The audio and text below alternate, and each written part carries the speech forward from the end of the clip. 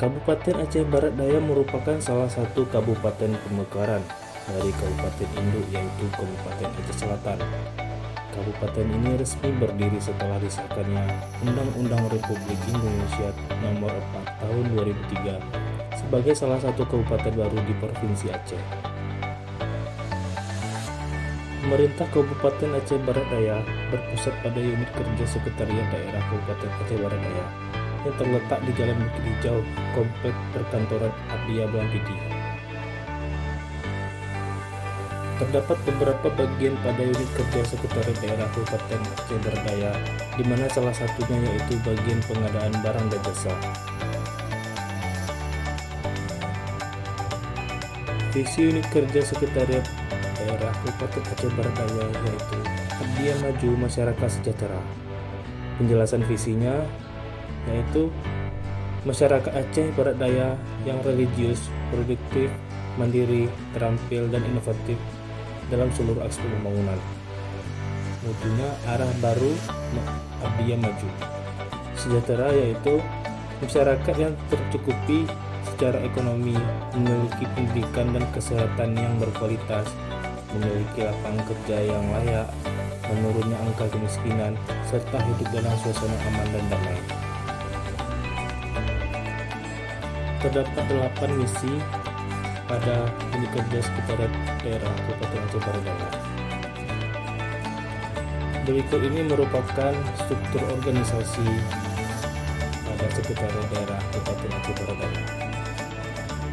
Tugas pokok pada bagian pengadaan barang jasa yaitu melaksanakan seluruh kegiatan pengadaan barang atau jasa pemerintahan secara efisien, efektif, transparan, terbuka, bersaing, adil, dan akuntabel guna mendukung pelaksanaan program atau kegiatan instansi.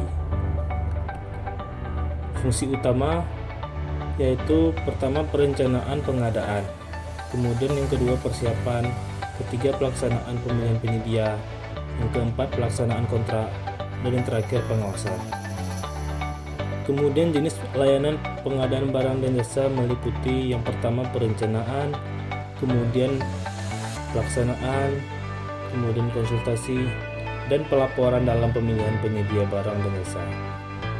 Standar layanan yang harus dicapai yang pertama kecepatan dan ketepatan waktu, yang kedua kualitas proses dan hasil, yang ketiga transparansi dan akuntabilitas, yang keempat kepatuhan regulasi, dan yang kelima pelayanan kepada stakeholder.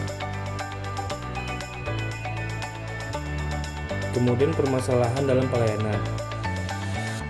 Yang pertama permasalahan dalam sumber daya manusia, di mana kompetensi ASN terbatas dan beban kerja yang tinggi. Kemudian proses dan administrasi. Yang pertama dokumen pengadaan tidak lengkap atau tidak jelas. Kemudian keterlambatan proses. Yang ketiga sistem dan teknologi. Yang pertama terkendala di SPSE, dan yang kedua keterbatasan akses penyedia kecil. Kemudian regulasi dan kebijakan. Pertama perubahan regulasi sering dan interpretasi aturan berbeda-beda. Yang keempat penyedia barang atau jasa, di mana kurangnya kualitas dan kapasitas penyedia. Kemudian sengketa atau sanggahan. Yang terakhir, masalahnya yaitu pengawasan dan akuntabilitas, di mana tingginya potensi audit dan pemeriksaan dan ketidakjelasan pertanggungjawaban.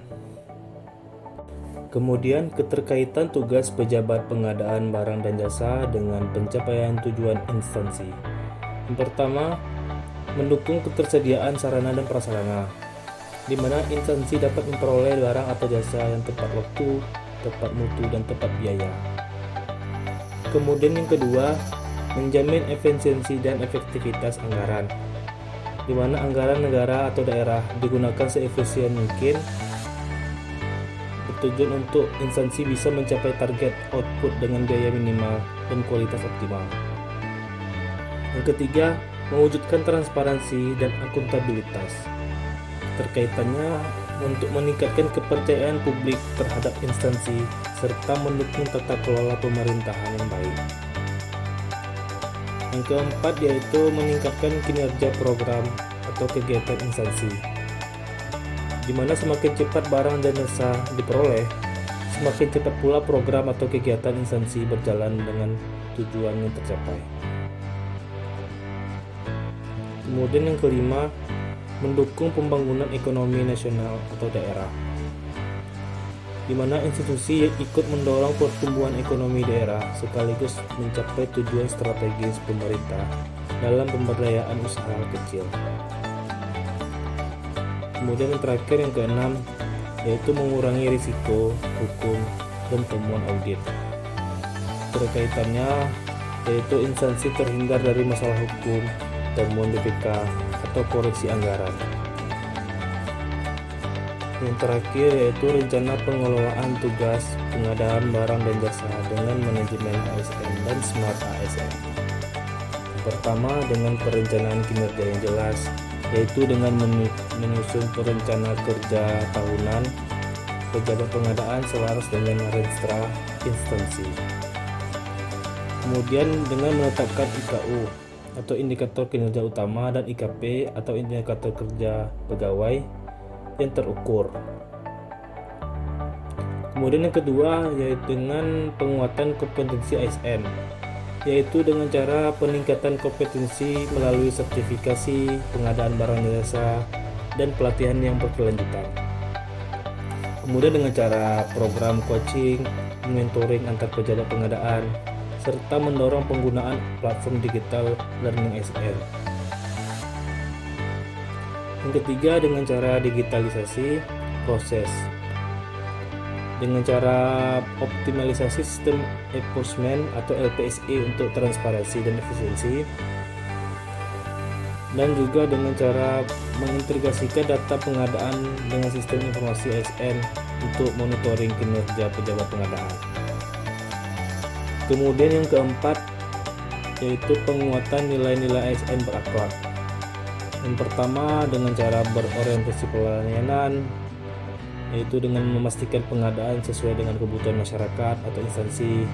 Kemudian akuntabel, mengambil keputusan yang dapat dipertanggungjawabkan secara hukum, etika, dan administrasi. Kemudian kompeten, pejabat pengadaan menguasai regulasi terbaru. Kemudian harmonis, loyal, adaptif, dan kolaborasi dengan membangun sinergi antar unit, instansi, dan penyedia. Kemudian yang kelima yaitu pengawasan dan evaluasi dengan cara penerapan sistem pengadilan intern pemerintah atau SPIP dalam setiap tahapan pengadaan. Kemudian mengadakan audit internal secara berkala oleh APIK atau inspektorat. Kemudian dengan mengevaluasi kinerja berbasis performance ASN untuk memberikan reward dan punishment yang objektif.